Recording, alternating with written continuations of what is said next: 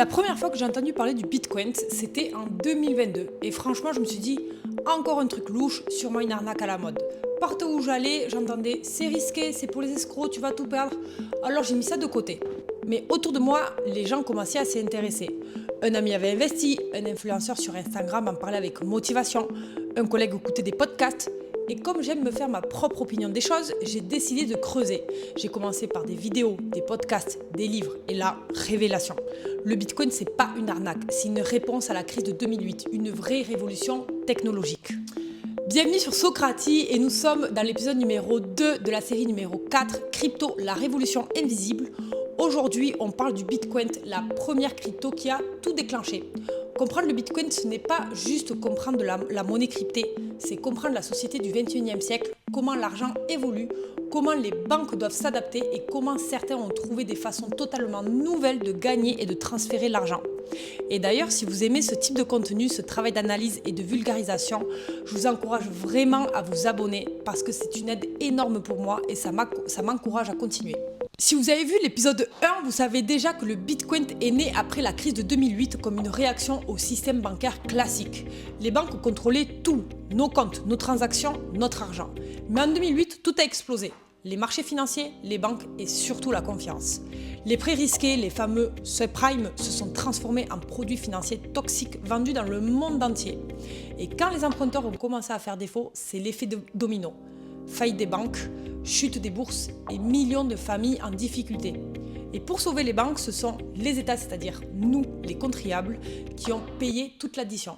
Cette injustice et cette perte de confiance ont poussé des esprits brillants à imaginer une autre voie, un système où l'argent serait transparent, juste et indépendant des banques.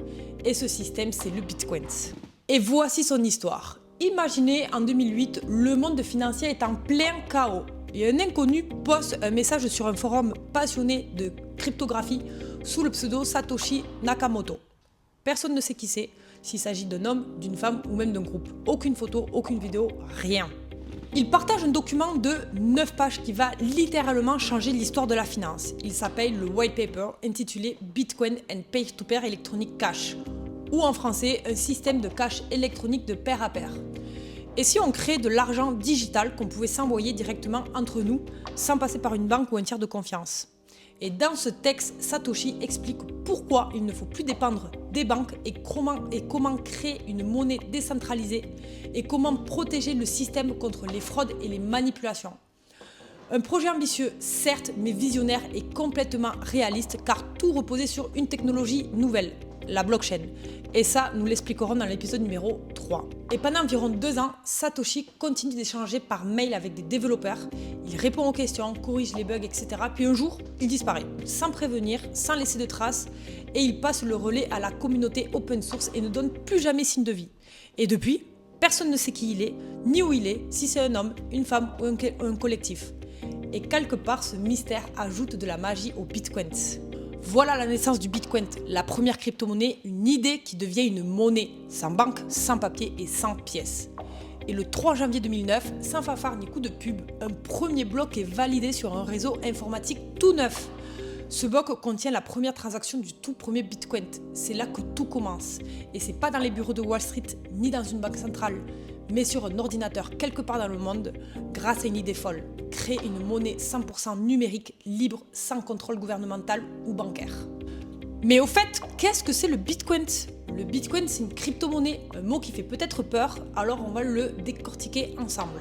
D'abord, monnaie, parce qu'il peut servir à payer, échanger et stocker de la valeur.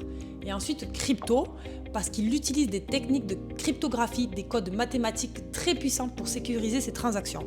Ce n'est pas une pièce que tu tiennes à la main, ce n'est pas une carte Visa non plus, ce n'est pas un compte en banque. Le Bitcoin, c'est une suite de lignes de code qu'on peut envoyer d'un point A à un point B via un réseau décentralisé qui est la blockchain. Et le Bitcoin, il est aussi vu comme une réserve de valeur, un peu comme l'or, puisque c'est l'or numérique d'ailleurs. Personnellement, j'ai investi dans le Bitcoin pour que mon argent soit préservé de l'inflation et de plus en plus de gens le considèrent comme une réserve de valeur car il est limité à 21 millions d'unités. Impossible de créer du Bitcoin à l'infini comme les banques centrales le font avec les monnaies traditionnelles. Et si la star de cette révolution n'est pas le Bitcoin lui-même mais la blockchain ? Parce que la blockchain, c'est un outil qui permet de tout tracer, de créer des preuves fiables et vérifiables.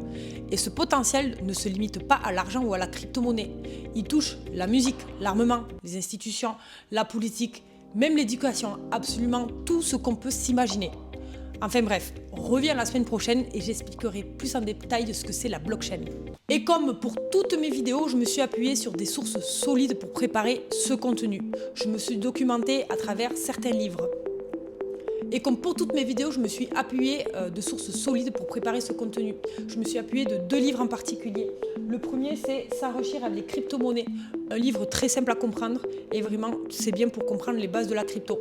Et ensuite, le deuxième qui est plus complexe, plus dense, mais c'est une vraie source, une vraie mine d'informations, c'est Monnaie cryptée et blockchain. Celui-ci, il est vraiment incroyable et je le recommande à 100%. Voilà, c'est la fin de cet épisode. Et si tu as aimé, n'hésite pas à laisser un petit j'aime ou un commentaire. Je te remercie et je te dis à la semaine prochaine.